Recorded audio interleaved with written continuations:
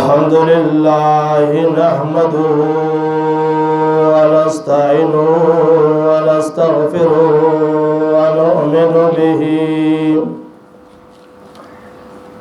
ونؤمن به ونتوكل عليه ونعوذ بالله من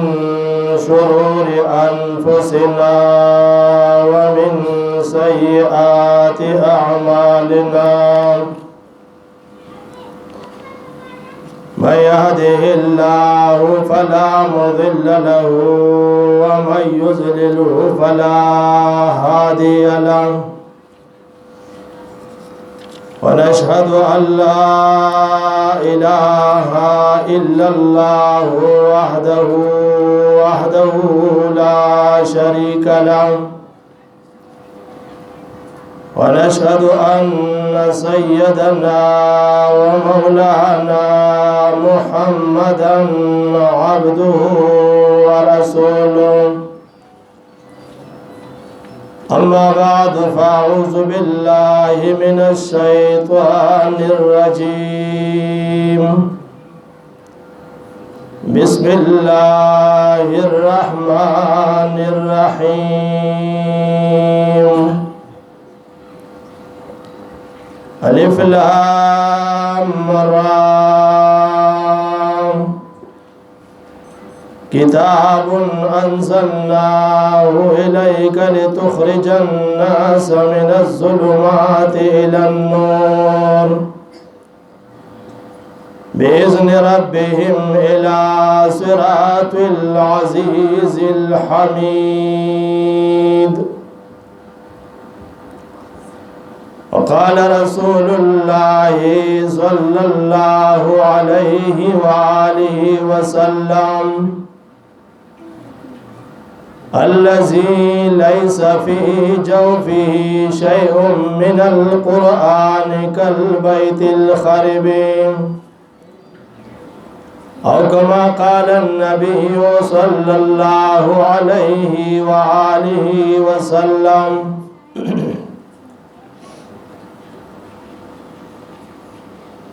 زما عزت مندو مسلمانانو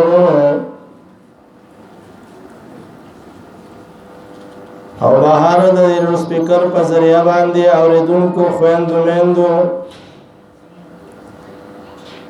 دیزه کې چې مونږ او تاسو په کم نسبت باندې راجم شویو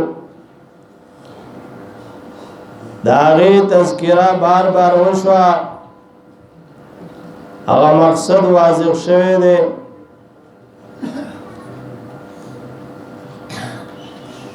بیان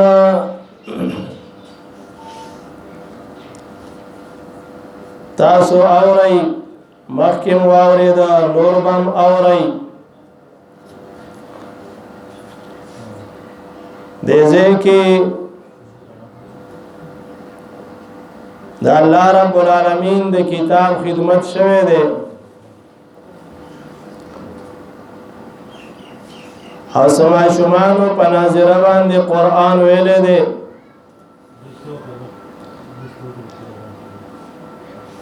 الله رب العالمین دې په خپل دربار کې قبول او منظور کړي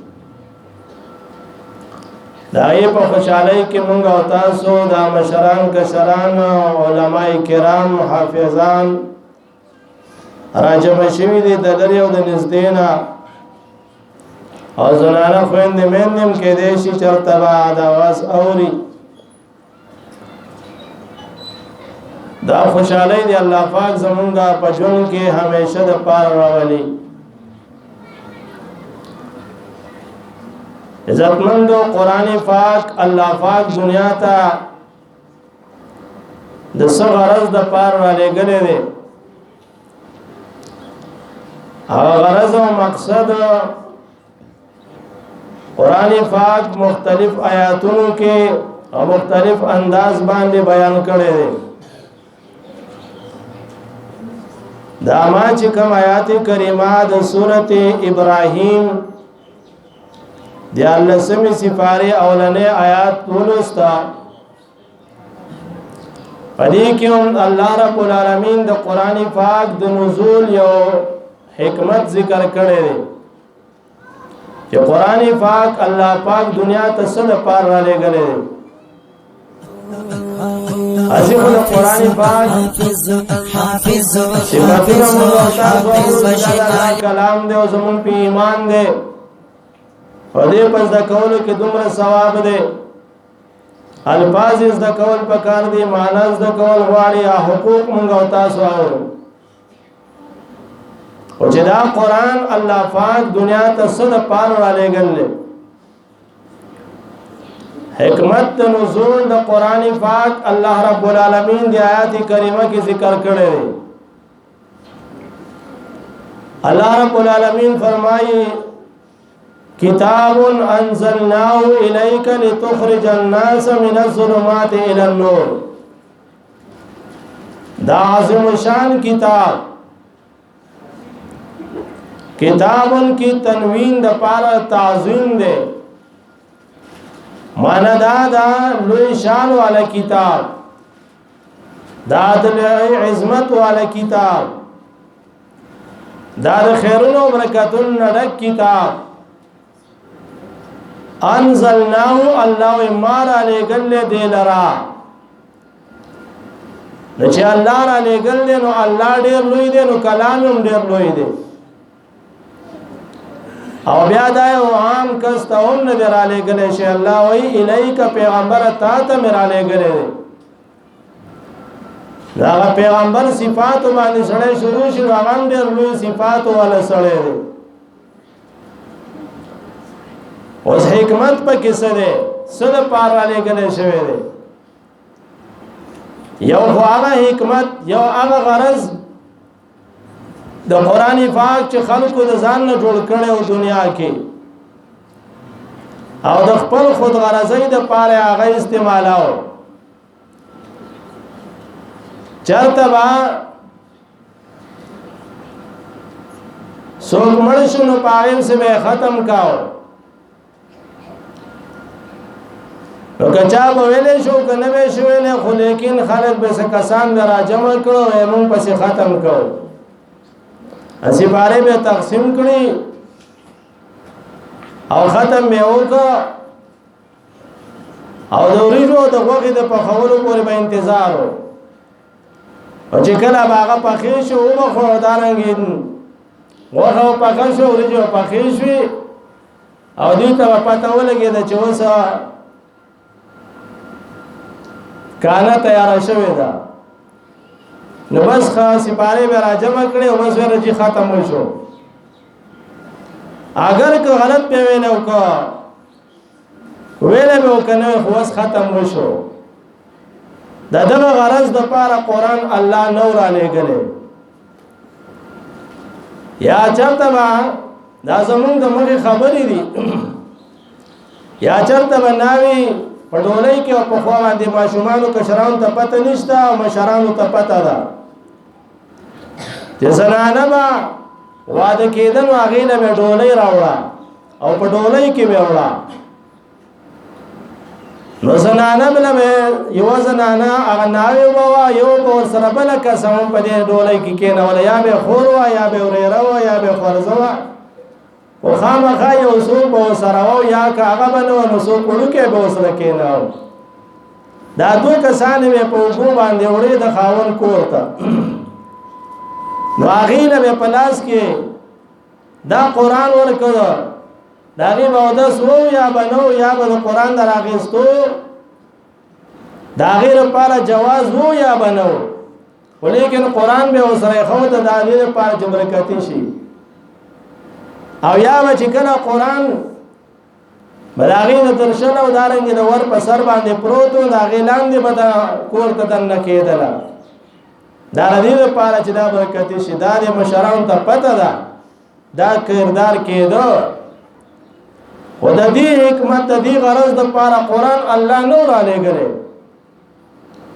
او یا به دې لپاره دا هوس موجود ده یدو کسانو تنازع شي یو قسم بسر قران بسر ک یا په بریتز ده یا په ززم او شابه قران خورا قرآن د دې غرض د پاره هم نو نور ډیر غرضونه د خلکو خو لیکن قرآن چې کوم حکمت ذکر کړل هغه بیانوي الله فرمایي لتخرج الناس من الظلمات الى النور الله د عظیم شان کتاب مارا لګلې دې تا ته میرا لګلې پیغمبر لتخرج الناس دیر پارا چې دا خلق راو باسی من الظلمات لتيرون الى النور رناتا خلق په تور تیارو کې پروتو د جهالت تیاروا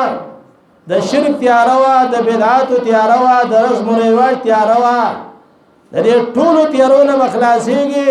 او رڼا ته براوزي الله په کتاب باندې من الظلمات د تیارون الى النور رناتا هغه د شرک تیاری وي په دې ملک هغه څومره شرکونه وو الحمدلله چې د الله د کتاب درسونه شروع شو الحمدلله چې د قران پاک ترجمه شروع شو خلکو ته فتح ولګیدا چې دا خو شرک دی دا بدعت دی دا رسم دی دا رواج دی خلک پوه شو قران چې نور علی ګل شوی دا نو مخکې حالات وګوره چې څه حالات او چې کله قران راغی بیا وګوره چې څه حالت شو بیان ما دا لازم نه چې مختصر کړو مختصر خبره ده زه تاسو ته لنډه خبره ده کوم زمارو قران چې نور علی ګل شي حالات یو شانته او چې قران راغی نو بیا حالات بل شانته شو فاصبحتم بنعمت اخوانا الله زما په نعمت باندې تاسو ورونه وګرځیدل دا قران د انقلاب کتاب دی انقلاب په دې باندې راځي ځکه مونږ وایو واعتصموا بحبل الله جميعا ولا تفرقوا راشد الله په کتاب باندې یو موټی شي تفریقه او ډلبازي مکوئ ډلې مکه دی پالټي مکه گئی یو د الله په کتاب راجم شي د الله د کتاب قانون आवाज وکي په دې ملک چې په دې ملک د الله د قران نظام دی دا ملک په آزاد شوی په دې نوم باندې پاکستان کا مطلب کیا نو جواب ورکړ چې لا اله الا الله ونن هغه لا اله الا الله د من نه کټ کړي هغه قران قانون د من نه کټ کړي نور خبرو سیمه هر سره روان شوی دی